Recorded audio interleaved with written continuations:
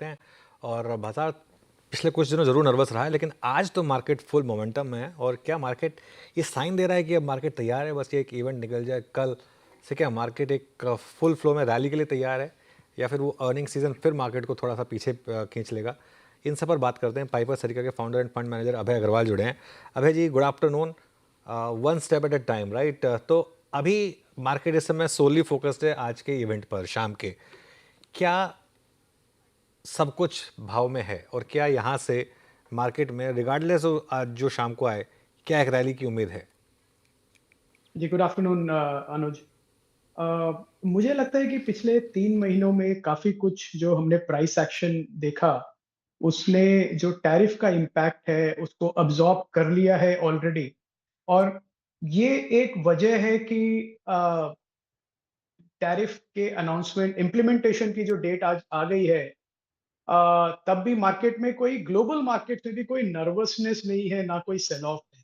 और वो इसलिए अनुज, क्योंकि काफ़ी कंपनीज़ हैं, स्पेशली यूरोपियन कंपनीज़ हैं और अमेरिकन कंपनीज़ हैं, जिन्होंने ऑलरेडी पिछले महीने जो नेगेटिव इम्पैक्ट होगा टैरिफ्स का, वो अपने इन्वेस्टर्स को, शेयर होल्डर्स को कम्युनिकेट कर दिया था through public filings and meetings. तो एनालिस्ट ने ऑलरेडी उनको बिल्ड कर लिया। प्राइस जो हमने देखा, जैसे यूरोप में अल्कोहल कंपनीज हैं, डाइजियो है, यूएस में ब्राउन फॉरमैन है, उन सब के प्राइस ऑलरेडी काफी 52 वीक क्लोज पे आ गए। तो आई थिंक काफी जो प्राइस एक्शन ने कवर कर लिया है इस टैरिफ के इम्पैक्ट को। पर मैं ये नहीं सोचता कि ये एक नॉन इवेंट होगा। एक थोड़ा तो डेफिनेटली इम्पैक्ट आएगा मार्केट पे जब ये टैरिफ्स एक्चुअली प्ले आउट होंगे। पर इंडिया की बात करूं तो अनुज, मेरे को लगता है कि हम एक ओवरसोल्ड जोन में थे पिछले महीने, जो अब धीरे धीरे करेक्ट हो रहा है, एक फेयर लेवल पे आ रहे हैं। और जितना मैं देख पा रहा हूँ, एक गवर्नमेंट का क्लियर फोकस है, गवर्नमेंट का भी, आरबीआई का, कि कैपेक्स को, प्राइवेट कैपेक्स को बढ़ावा दिया जाए। तो पिछले 3-4 दिनों में जो अनाउंसमेंट्स देखी हैं और जो फ्लोज भी गवर्नमेंट से स्टार्ट हुए हैं पीएलआई कंपनीज को, और क्रेडिट गारंटी इंश्योरेंस जो स्कीम है बैंक्स को, उनको भी अब अच्छे पैसे आने शुरू हो गए हैं उनके, उनको भी। तो आई थिंक ये प्राइवेट जो फ्लो स्टार्ट हो रहे हैं, वो मुझे बहुत पॉजिटिव साइन दिख रहा है, क्योंकि इससे कस्टमर सेंटिमेंट भी इंप्रूव होगा, कंजम्पशन भी पिकअप होगी। और अब हमारा जो मार्केट है, आई थिंक अर्निंग सीजन, मुझे, मेरा ये एक्सपेक्टेशन है कि पॉजिटिव रहेगा, और थोड़ा फाइनली काफी क्वार्टर्स के बाद पॉजिटिव सरप्राइज होंगे अर्निंग्स में, ऐसा मेरा एक्सपेक्टेशन है। ओके, तो अब सेक्टर वाइज क्या व्यू लेंगे? क्योंकि सबसे ज़्यादा प्रेशर आईटी पर रहा है मार्केट में पिछले कुछ समय से। क्या यहाँ पर बाइंग करें, या फिर अभी थोड़ा अवॉइड करें? ये आईटी पे, जैसे हमारे पहले भी बात हुई अनुज, पिछले साल भर से, कि एक सेक्टोरल इशू है, और इसकी वजह से हम 2 साल से अंडरवेट हैं आईटी में। इनफैक्ट एक भी आईटी का स्टॉक पोर्टफोलियो में नहीं है। वो इसलिए क्योंकि एक स्ट्रक्चरल डाउन टर्न देखा है अनुज। हमारी जो कंपनीज है, अनफॉर्चुनेटली इनोवेशन में इन्वेस्ट नहीं किया है, जिसकी वजह से प्रेशर दिख रहा है। और मुझे लगता है कि जो, जैसे एक्सेंचर ने एक गाइडेंस दी और ये कहा कि इलॉन मस्क ने जो बजट्स काटे हैं यूएस में, उसका इम्पैक्ट आएगा ग्रोथ पे और मार्जिन्स पे भी। आई थिंक हमारी कंपनीज भी यही इसी बहाने का सहारा लेंगी। तो मेरा एक्सपेक्टेशन एक्चुअली काफी नेगेटिव है आईटी सेक्टर से। मुझे लगता है कि कमेंट नंबर्स भी वीक होंगे और कमेंट्री भी वीक होगी। तो मेरी सलाह यही है कि इस सेक्टर को अभी के लिए अवॉइड करें।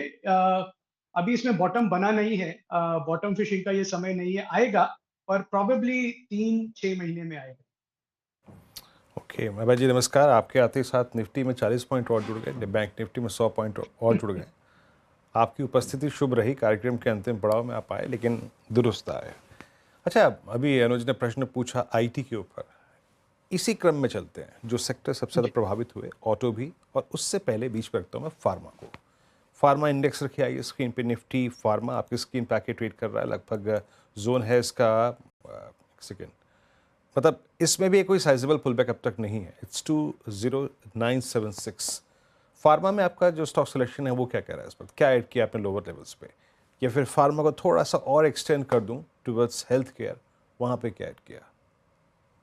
ये देखिए, जो हमारी एक्सपोर्ट वाली कंपनी है वीरेंद्र, उसमें मुझे लगता है कि जो पिछले साल हमने देखा फार्मा सेक्टर ने आउट परफॉर्म किया, हमारा सबसे बड़ा ओवरवेट था फार्मा। मुझे लगता है वो इस साल भी कंटिन्यू करेगा। मैं ये नहीं कहता कि ये बेस्ट परफॉर्मिंग सेक्टर होगा इंडेक्स लेवल पे, पर डेफिनेटली निफ्टी को आउट परफॉर्म करेगा, क्योंकि जो हमारी लीडिंग कंपनीज हैं, और हमारा मॉडल पोर्टफोलियो काफी पब्लिक डोमेन में है, तो मेरे बाय रिकमेंडेशंस नहीं है, पर दिवीज है, डॉक्टर रेड्डीज हैं, काफी समय से पोर्टफोलियो में है, हमने अच्छा रिटर्न भी देखा इनमें। मुझे लगता है ये कंपनीज और बाकी भी जो कंपनीज है, large cap company, pharma companies है जो एक्सपोर्ट करती है जेनरिक्स का, और अब ब्रांडेड फॉर्मुलेशंस का भी धीरे धीरे फाइलिंग कर रहे हैं यूएस में, वो टैरिफ से इम्पैक्ट नहीं होगा, क्योंकि यूएस अफोर्ड नहीं कर सकता है ब्रांडेड जेनरिक्स पे टैरिफ लगाना ज्यादा। तो एक काफी डिफेंसिव और सेफ बेट है। ये कंपनीज क्लियरली एक ग्रोथ ट्रेंड पे है, 15 से 20% का top line growth with good margin and good cash flow, और वो कैश फ्लो को वो यूज करेंगे वापस इन्वेस्ट करने के लिए। तो फार्मा में मेरा बहुत ऑप्टिमिस्टिक व्यू है इस पूरे साल के लिए। इस ऐसा सेक्टर है जिसमें इन्वेस्टर्स को ओवरवेट रहना चाहिए।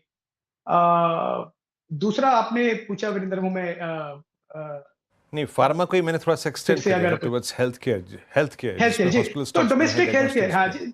जी, जी हाँ। Domestic health care is evergreen industry, मतलब जितना हमारा पेनिट्रेशन है, मैं उसमें, आपने कहा, मैं उसमें हेल्थ इंश्योरेंस भी ऐड कर देता हूँ, क्योंकि वो भी एक इंपॉर्टेंट पार्ट है हमारे हेल्थ केयर सिस्टम का। मुझे लगता है ये सारा जो इकोसिस्टम है इंडिया हेल्थ केयर का, जिसमें domestic pharma sales, domestic CDMO जो कंपनीज हैं, जैसे एकूम, विंडलस है, इनोवा कैप्टिव, ये सारी कंपनीज डोमेस्टिक सीडीएमओ पे फोकस कर रही हैं। प्लस हॉस्पिटल्स हैं, अपोलो और नारायणा और बाकी, प्लस उसमें डायग्नोस्टिक्स कंपनीज हैं। आई थिंक ये पूरा इकोसिस्टम सिर्फ एक ही तरफ जाएगा, वो ऊपर है ग्रोथ वाइज, और रेगुलेटेड है, तो थोड़ा रेगुलेशंस की वजह से थोड़ा ग्रोथ पे कैप रहता है, but other than that I think ये तो 5-10 साल की स्टोरी है वीरेंद्र, जो डेफिनेटली आप उसमें कोई भी अच्छा बेट ले लीजिए, और उसको फिर चैलेंज यही है कि आपको बस उसको रख के बैठना है, उसके साथ ज्यादा छेड़खानी नहीं करनी।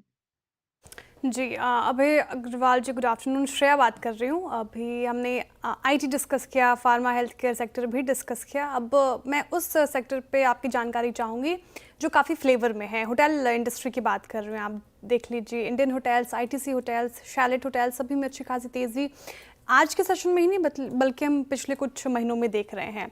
इस पूरे स्पेस को लेकर आपकी क्या राय है? क्या आपने एक्सपोजर बढ़ाया है जिस तरीके से तेज़ी इस पूरे स्पेस में हमें देखने को मिल रही है? देखिए, ये एक स्पेस, इंटरेस्टिंग स्पेस है, और इसमें हमारे पास एक स्टॉक था इसका जो हमने मॉडल पोर्टफोलियोज फिर एग्जिट किया, क्योंकि वो वैल्यूएशन वाइज मुझे लगा काफी बढ़ गया है, और दूसरी अपॉर्चुनिटीज हैं। पर स्पेस अच्छा है, ट्रैवल अंडर ट्रैवल्ड है इंडिया, वो स्टोरी तो रहेगी, और एक फिजिकल इंफ्रास्ट्रक्चर बनाना इजी नहीं होता है, और इंडिया में डिमांड ज्यादा है, सप्लाई कम है, तो उस हिसाब से वो सेक्टर अच्छा है। पर जो हमारा एनालिसिस है वही दिखाता है कि बहुत ओवर प्राइस सेक्टर है, तो और इस सेक्टर में थोड़ी साइक्लिकलिटी भी है। एक ओवर स्पेंड का टाइम आता है, फिर थोड़ा साइडवेज करेक्शन का टाइम आता है। मुझे लगता है ये सेक्टर अब उस जोन में है कि ये साइडवेज करेक्शन में जा सकता है अगले 2-3 साल के लिए, कि आप अब एक्सपेंशन नहीं देखेंगे मार्केट कैप का, प्राइसेस का, और गिरेगा भी नहीं, पर इन्वेस्टर्स को थोड़ा काफी इम्पेशेंट करेगा ये साइडवेज मूवमेंट की वजह से। तो इसके लिए मुझे लगता है जो इसमें बेस्ट रिटर्न थी होटल इंडस्ट्री, होटल सेक्टर में, it is largely behind us, और ये सेक्टर को इन्वेस्टर्स को अब चेज नहीं करना चाहिए पुरानी रिटर्न्स देख के, बिकॉज काफी जो फ्यूचर के रिटर्न्स है ऑलरेडी मार्केट प्राइस में इंक्लूडेड है। ठीक है, तो आप कह रहे हो कि इस रैली को चेज़ ना करें फिलहाल होटल इंडस्ट्री के स्पेस में जो हमें तेज़ी देखने को मिल रही है। लेकिन थोड़ा अगर इसको स्पेस को और एक्सपैंड कर दूं मैं अभय जी, ट्रैवल एंड टूरिज्म को लेकर मैं बात करूं, हालांकि इसमें होटल इंडस्ट्री भी शामिल है। ट्रैवल एंड टूरिज्म को लेकर क्या ख्याल है आपका? वहाँ पे क्या आप थोड़ा बुलिश हैं, एक्सपोजर या वेटेज बढ़ाया है आपने वहाँ पे ट्रैवल एंड टूरिज्म? ऐसे कोई स्टॉक स्पेसिफिक अगर आप बता पाएँ। देखिए, हमारे मॉडल पोर्टफोलियो में तो अभी कुछ भी नहीं है, ना हमारा कोई इरादा है अभी लेटेस्ट रीबैलेंस में ऐड करने का। तो पर अगेन, जैसे मैंने कहा, स्पेस अच्छा है, कंपनीज अच्छी है, बैलेंस शीट क्लीन है, डिमांड है, एग्जीक्यूशन भी अच्छी है, तो उस हिसाब से मुझे लगता है कि काफी मैक्रो फेवर है पूरे सेक्टर का, बोथ डोमेस्टिक एंड इंटरनेशनल का। पर जैसे मैंने कहा कि जो वैल्यूएशंस हैं उन्होंने काफी ऑलरेडी फ्यूचर अर्निंग्स डिस्काउंट कर ली है, तो इन्वेस्टर्स को बहुत कॉशियस रहना पड़ेगा इस स्पेस में एंट्री लेने। Okay, market at days high meanwhile 23,350 पे स्ट्राइक करने जा रहे हैं हम शायद। और बैंक निफ्टी में कल की पूरी डिक्लाइन को हमने रिकवर किया, 500 पॉइंट की रैली, 51,300 के पार। मिड कैप इंडेक्स देखिए आप, 818 पॉइंट ऊपर। ऐसा लग रहा है मार्केट कह रहा है who's Donald Trump, who cares. और ये देखिए 820 पॉइंट की रैली, एडवांस डिक्लाइन 3:1 का। बस ये कल को उल्टा ना बढ़ जाए, बस मैं थोड़ा सा पहले से एक डिस्क्लेमर डाल देता हूँ। मार्केट कह रहा है, मैं नहीं कह रहा हूँ। अच्छा, एक रियल एस्टेट एक और स्पेस है जहाँ पर आज अच्छी तेज़ी रही है। अभय जी, कोई प्रिफर्ड पिक्स होंगे क्या आपके स्पेस में? जी देखिए, इसमें अगेन बाय रिकमेंडेशन मेरा नहीं है, पर जो हम ट्रैक कर रहे हैं और जो इस पूरे स्पेस में जो एक कंपनी है, दो कंपनीज हैं पर जिस पे हमारी नजर ज्यादा है वो गोदरेज प्रॉपर्टीज, बिकॉज एक नेशनल लेवल प्रेजेंस है, इकोनॉमीज ऑफ स्केल है, ब्रांड अच्छा है और अक्रॉस द वैल्यू स्पेस है, मतलब लग्जरी से लेके लोअर प्राइस। तो एक पोर्टफोलियो बेसिस पे अगर मैं देखूं, diversified risk, execution capability, balance sheet strength, जो एक बिल्डर के लिए, एक रियल एस्टेट कंपनी के लिए बहुत इंपॉर्टेंट है, वो है उसमें गोदरेज नंबर 1 रहेगा। दूसरा एक छोटी कंपनी है, पर जानी मानी कंपनी है, शोभा डेवलपर्स। अगेन बहुत ही स्ट्रॉन्ग एग्जीक्यूशन कैपेबिलिटीज है, बहुत ही सॉलिड ब्रांड है, मिड मार्केट सेगमेंट में है जहाँ पे ग्रोथ सबसे ज्यादा है इस समय।